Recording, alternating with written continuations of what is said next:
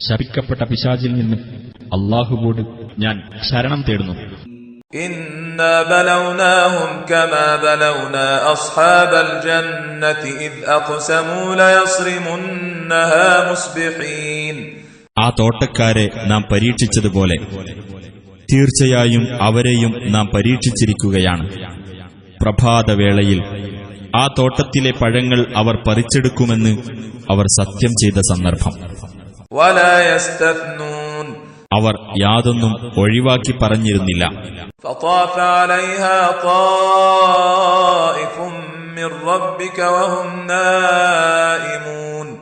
എന്നിട്ട് അവർ ഉറങ്ങിക്കൊണ്ടിരിക്കെ നിന്റെ രക്ഷിതാവിങ്കൽ നിന്നുള്ള ഒരു ശിക്ഷ ആ തോട്ടത്തെ ബാധിച്ചു. അങ്ങനെ അത് മുറിച്ചെടുക്കപ്പെട്ടതുപോലെ ആയിത്തീർന്നു.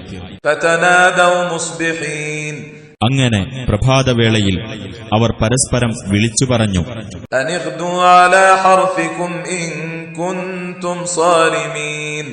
നിങ്ങൾ പറിച്ചെടുക്കാൻ പോകുകയാണെങ്കിൽ നിങ്ങളുടെ കൃഷിസ്ഥലത്തേക്ക് നിങ്ങൾ കാലത്തു തന്നെ പുറപ്പെടുക. അവർ അന്യോന്യം മന്ത്രിച്ചുകൊണ്ടുപോയി,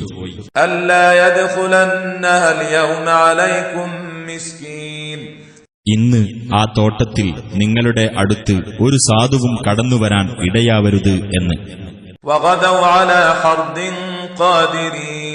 അവർ സാധുക്കളെ തടസ്സപ്പെടുത്താൻ കഴിവുള്ളവരായിക്കൊണ്ടുതന്നെ കാലത്ത് പുറപ്പെടുകയും ചെയ്തു.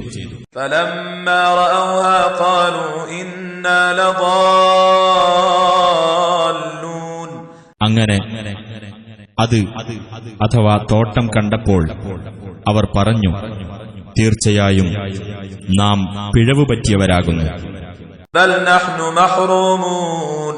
അല്ല, നാം നഷ്ടം നേരിട്ടവരാകുന്നു.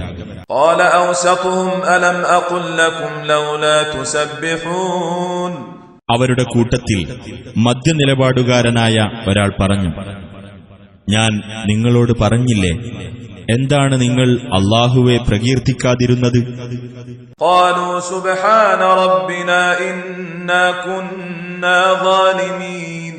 അവർ പറഞ്ഞു, നമ്മുടെ രക്ഷിതാവ് എത്രയോ പരിശുദ്ധൻ, തീർച്ചയായും നാം അക്രമികളായിരിക്കുന്നു.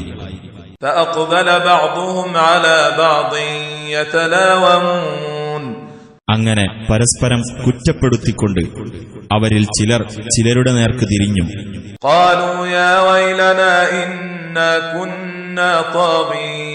അവർ പറഞ്ഞു, നമ്മുടെ നാശമേ, തീർച്ചയായും നാം അതിക്രമകാരികളായിരിക്കുന്നു.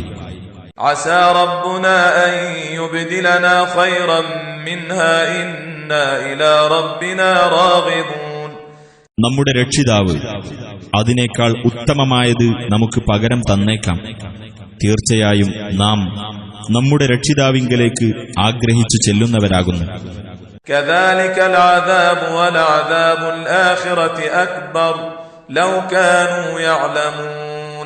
അപ്രകാരമാകുന്നു ശിക്ഷ.